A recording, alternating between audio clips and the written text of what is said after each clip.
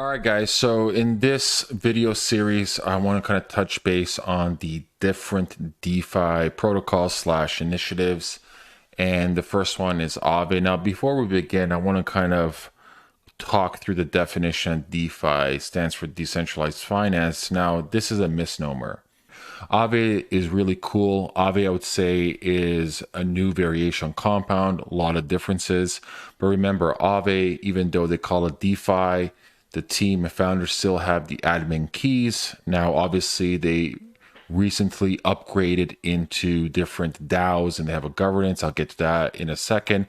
But in essence, what Aave is let's call it a smart contract bank or a smart contract lending platform where you can stake different crypto assets that you have, and then you can borrow different crypto assets with your staked collateral.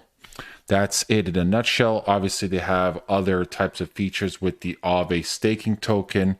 I'll get into that. That's not really for people at the beginning, but what I do want to talk about, in essence, of things that you can do with your crypto that you might not be aware of. And remember, like always, this is not for everybody. Like, you have to understand, what MetaMask is. You have to understand smart contract risk. You have to understand you're paying for gas for everything.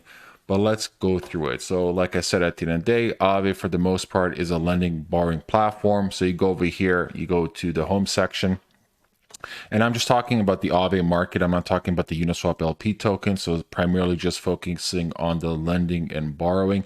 So you go to Aave and you have to have MetaMask. Or you don't have to have it. I use MetaMask because I'm using the desktop, but you can use different types of wallets they have. But for this tutorial, I will be using MetaMask and obviously Ethereum mainnet. I've loaded this MetaMask dummy account with 200 bucks of ETH.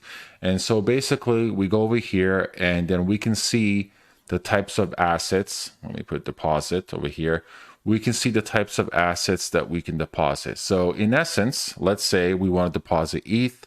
And over here, they're paying you 0.42%, which is nothing. It's interesting because ETH2, the beacon chain, is starting to launch and they're paying out like 30% APY. So it's going to be a battle between, can DeFi platforms be lucrative enough for people to put their ETH? Because if I can get 20% for now on that chain, I think it's really cool. I think it's one of the best projects in the space. I think it's one of the best founders in the space.